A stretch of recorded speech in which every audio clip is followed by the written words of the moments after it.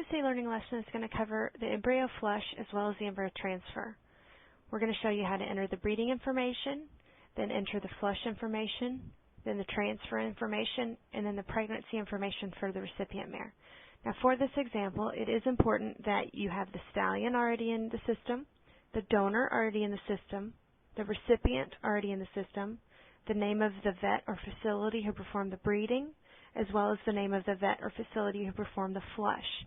Once you have all that done, we're going to go in here to mare management, and this will work the same way if you're actually breeding the horse to a stallion on your farm and you do it through the stallion side. It works the same way. We're still going to access that mare's breeding record. So for this example, we're going to go to the breeding log. I'm going to enter a new record, and the mare we're going to use for this example is Steady Sprint. So there's her name entered. I'm going to tab over and enter in the stallion. The breeding date, we're going to backdate this quite a bit so that you guys can see the whole cycle of entering in the transfer as well as making the recipient pregnant, which all of this takes a little while. So we're going to go back to 220 and enter in her breeding. The board farmer, the breeder, can be whomever you like. Let's, for this example, say that it is going to be the owner. And we will save this information. Again, it's going to ask if we want to check ovulation. If we're going to flush this mare, we must check ovulation. If you say no, it will never give you the opportunity to tell it that it is going to be a flush. So we'll say yes. We have the opportunity to reschedule this mare. Since this is in the past, we're going to say no. But again, this is exactly how you would do it if you're going through the motions on a day-by-day basis at your facility. And we can refresh the list. However, it's only 3 days, so we need to look at all mares. We're going to do the mare that we have selected, and we'll do all dates and refresh her list so you can see all the breedings. So this is the breeding we just entered on 220 to Smart Sam. We need to check the ovulation, so we're going to double-click on this breeding log, say the ovulation has been confirmed. I'm going to backdate it to the day after she was bred. The suggestion date is 2 days post-breeding. We're going to leave it at 221 and save it. The information's been updated, and now it's going to ask if we want to flush. We're going to say yes, and it will ask who is going to flush this mare and what the possible flush date would be. Now, the flush date is going to be, as you can see, 7 days after her ovulation date. Now, if it's an older mare or a younger mare, or you feel like you need to change the date, it's fine. You can just modify the date with the arrows or the calendar. We're going to leave it at 228 for this example. It's also going to choose your source based on who your board farmer breeder was. At this point, you can change it to whomever you want. Maybe she's going to come to our place to be flushed. So we can change the source, change the date if you want to, and then save it. Flush log has now been updated, and her name has been added to the flush log. And this is a short reminder, if you're doing an embryo transfer, this is the time to call whomever is going to be managing your recipient and let them know that you have an ovulation. So we'll say OK. And again, we can reschedule her if we want. Some people will reschedule her at the breeding whenever we mark the ovulation is confirmed for her flush date. Some of them will mark it whenever for 3 days after her flush date if they're going to maybe try her again. So we can reschedule her if we want to. We're going to say no. I'll say yes on this because the reschedule is going to be today plus 7. Now this works if you're actually doing her for today and then you want to flush her in 7 days. You can schedule her for that flush. Since we're backdating, it doesn't really work. The suggestion date doesn't really work for us. So we'll close this, and a cycle review is performed, and we can refresh the list view. So we'll say yes, and here's her ovulation date. It shows her status is open, and now her breeding log is complete. So we have her bred, we have her ovulated, and she should be on the flush log.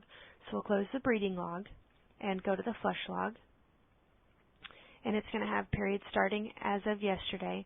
Let's go ahead and set the period as of the beginning of the year and say OK. Through today is OK. And here are all of those on here. So we can go to her name, which is right here, and she's marked as not confirmed. It will give you either a negative, it will give you a positive with the number of embryos you retrieved, or not confirmed until you tell it whether or not you received an embryo. So to do this, we can go ahead and double click on that line. Again, you can change the source here if you want. You can change the flush date if you want. If you're going to put her off a date and you just want to save it like that, that's fine. It will update, and now her date is going to be 3/1. It still is not confirmed. So we're going to double click on it. I'll say positive. We can have 1 embryo, 2 embryos. For this example, we'll have 2. And save. The flush log has been updated. And now we need to analyze the embryos. So again, the flush log was updated. It says 2 embryos positive and 2 embryos. However, it wants the embryo analysis completed. So with this highlighted, we'll go to the embryo analysis. And we're now going to do the first one. Just for confirmation, it has the embryo history for the donor, the sire, the breeding date, the breeder, and the ovulation date, as well as the flushing information and the transfer date. So for this, we're going to have a 7 grade 1 and save it. You can mark cooled if you want. If you mark that, the number of hours comes up. So we'll save this information. The ET record's been added. And according to the flush information, we have 2 embryos. We can do the second embryo now, or we can do it later. We'll go ahead and do it now. And the second maybe was a 6 one. And we'll save that. So now it shows on hers that we got positive 2 embryos. If we go back to her flush log, we can, or I'm sorry, her breeding log, we can see that on her status shows hers flushed and 2 embryos. So we'll close this, and now we'll go to the embryo transfer log. It's going to come up as nothing because our period is as of yesterday. We'll do all dates for this. And we want to show the recipient is not defined first because technically at this point the embryo is sitting on the counter. We can also look at ETs completed. All of the embryo transfer information will be covered in other lessons. Today we're just going to show you how to transfer the embryo. So we'll pick this day 7 first. We'll double click on it. These are suggestions of scheduling dates based on the age of the embryo. The first is when it's 11 days old. The second is when it's 26 days old. And the third is blank. You can put it for whatever. And you can always have the option to not use those dates. So we'll say OK. The transfer date is 3/1, 7, grade 1, just like we marked earlier. And the recipient we're going to use is going to be 7106. Again, they have to be in the system already. You can mark her sync if you want. You can change these dates. If you want to see 12 days instead of 11, you can make this 3/6. Since these are past dates, and we're doing this for an example of a past, we're going to say no, that we don't want to reschedule them. So with this information entered, we'll save it. It's been updated, and we can schedule her if we want to. We're going to say no. And we can always reschedule them manually if we want. We'll say no. And now it's removed because we're looking at a list of recipients not defined rather than ETs completed.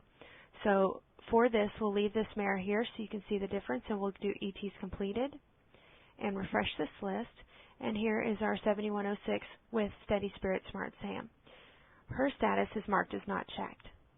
To do that, we're going to do a pregnancy check with her name highlighted.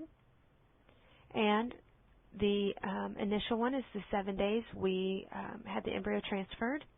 Now we'll do a new pregnancy check, and let's make it 3/8 of 07. We'll say OK. It asks if the mirror is in full. We can say yes. And 14 days pregnant positive. That's an OK comment for her mirror record for me. If you don't like that, just simply start typing over it. We'll say OK. The record's been added. And now if we close this, we can refresh the view, and now she's marked as in full. Right there. Let's go back to the other mare, which is going to be recips not defined, and refresh. And let's mark her, except for this one, we'll say that she did not get pregnant. So we'll double click on it again, suggestion for the dates to be palpated. Same thing, we'll mark recipients, and come down and let's put this one in 7103. And we'll save it. No, we're not going to check her, and no, we don't want to schedule it. And now she's been removed from the list. So we'll go to ETs completed and refresh, and there's 7103. So for her, again, she's marked as not in full. We'll double click on her. Oh, I'm sorry, don't double click on her if we do the pregnancy check. We'll do a new pregnancy check, and let's again backdate this to 3/9. And the mare is still in full. No, she's not in full, and she's now open. She is marked as open on her mare log. She's open in the pregnancy log. She's open in the transfer log, so it's going to mark that throughout the system. Comments for the mare record is that it was negative. We can say OK. And a record added OK. Close this and refresh the view. She's marked as open. Now, say the next day they find an embryo. We can do a pregnancy check. Instead of 3-9, we'll do 3-10 for example purposes. And the mare's still in full, yes. Pregnancy check positive at 15 days, okay. Record's been added. She is now marked as in full. See right here she's open. We'll refresh the view. She's now marked as in full. And if that mare was to slip, we'll do another pregnancy exam. New pregnancy check. We can use today's date for this example. Say okay and say no, she's not as in full. Open mare, again, she's registered as open and 45 days negative. And we can refresh this view, and now it marks her as slipped. For this earlier recipient on the first one, let's go ahead and enter a heartbeat in for her. So we'll do a pregnancy check. Again, we can use today's date as okay for this example. She is still in full. And here we can register a heartbeat for this exam. We'll say yes. And so it's going to be 46 days pregnancy check is positive, and there's a heartbeat. We can say okay. And if we close this and refresh this view, she's now marked as in full, and this @ sign means that she has a heartbeat event registered. So for today's example, we have entered in breeding information on a mare, entered in the flesh information, entered in the transfer information, and also several types of information for the pregnancy on the recipient mare, both that she was in full, that she slipped, she never got in full, etc. So that wraps up the embryo, flesh, and transfer.